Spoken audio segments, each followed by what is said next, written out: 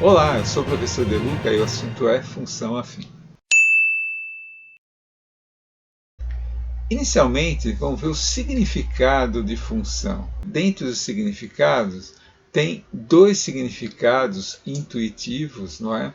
Que são mais apropriados para a matemática quando a gente fala de função. Um deles é relação. Então, função no sentido de relação. O outro é dependência, não é? Então você vai usar a palavra função também com sentido de dependência. Vamos ver alguns exemplos? Olha, primeiro exemplo aqui, ó. O valor da conta d'água é função do consumo. O que significa isso? Olha, que o valor da conta d'água está relacionado com o consumo, ou o valor da conta de água depende do consumo. Ou seja, quanto maior o consumo de água, maior o valor da conta para pagar. Ou quanto menos gasta, menor o consumo de água, menor o valor da conta. Então, o valor da conta está relacionado com o consumo, ou o valor da conta depende do consumo. Então, o valor da conta em função do consumo. Vamos ver mais um exemplo? Olha, a contaminação da população pelo coronavírus ocorre em função de isolamento social. O que significa isso? Olha, que a contaminação ela está relacionada com o isolamento, ou a contaminação ela depende do isolamento.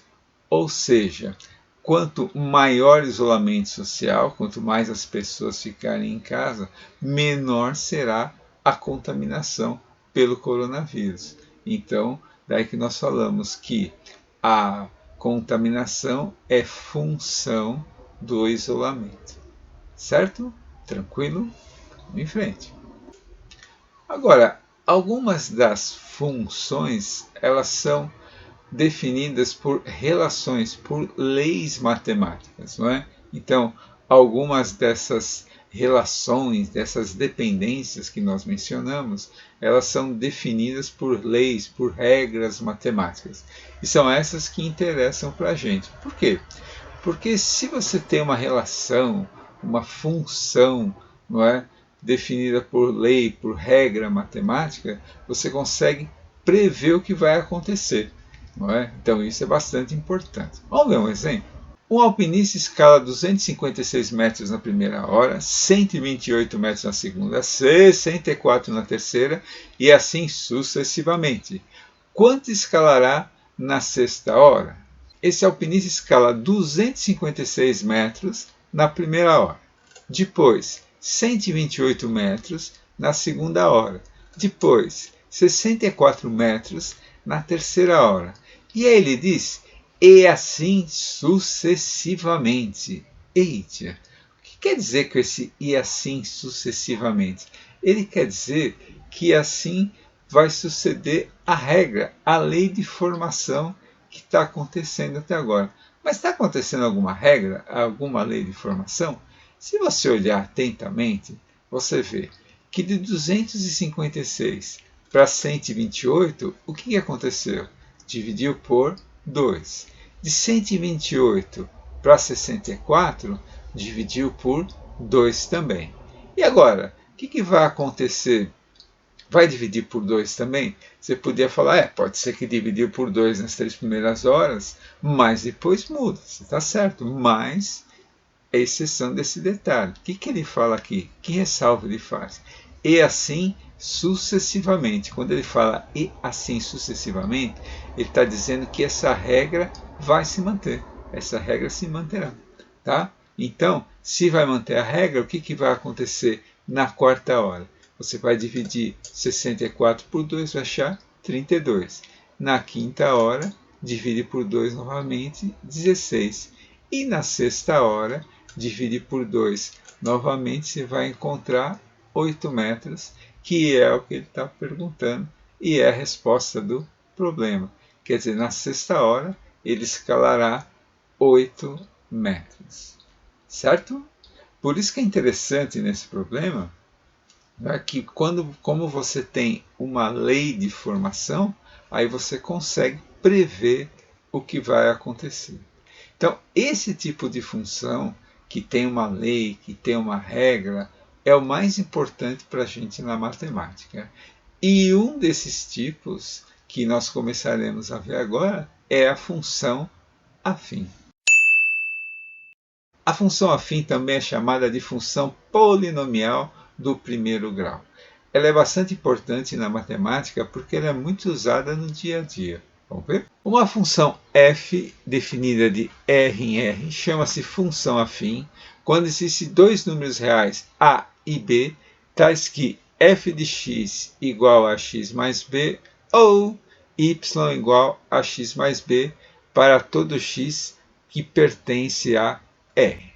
Bom, esse R quer dizer números reais. Quem são os números reais? São todos os números que você conhece, não é? Números inteiros, positivos, negativos, fracionários, decimais, racionais, irracionais, menos para quem já viu os números complexos. Todos os outros números são os reais. Então, quando ele fala que a função é definida de R em R, ele quer dizer que a função, o f de x, pode ser qualquer número real e o x também pode ser qualquer número real.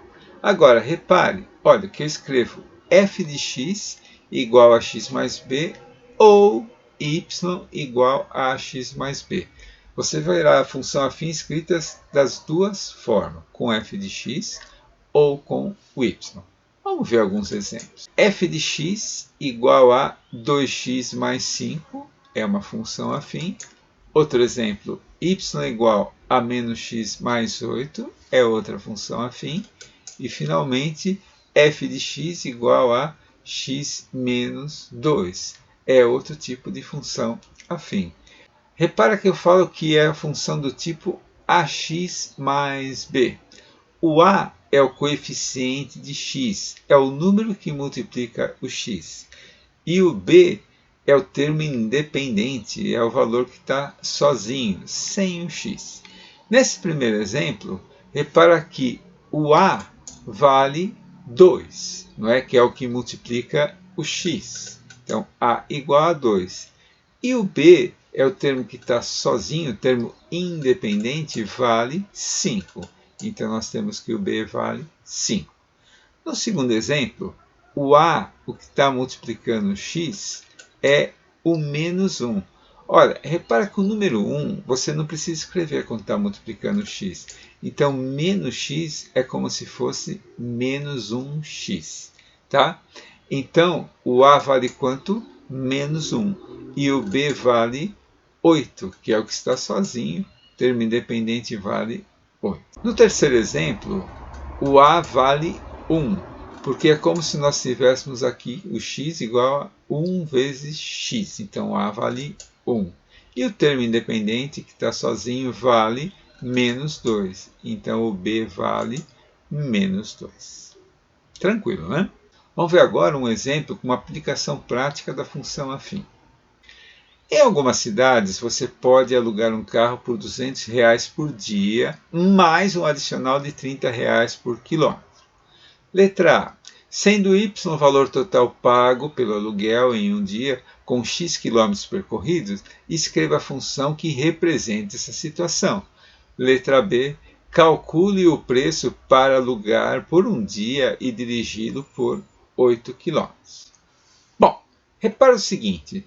Então, nesse problema, ele fala que você aluga um carro pagando R$200 por dia, é um valor fixo por dia, e mais R$30 por quilômetro.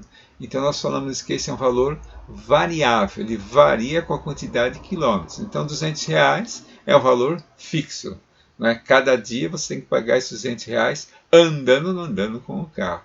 Tá? E depois, além desses R$200, você tem que pagar R$30 por quilômetro que você percorrer com esse carro.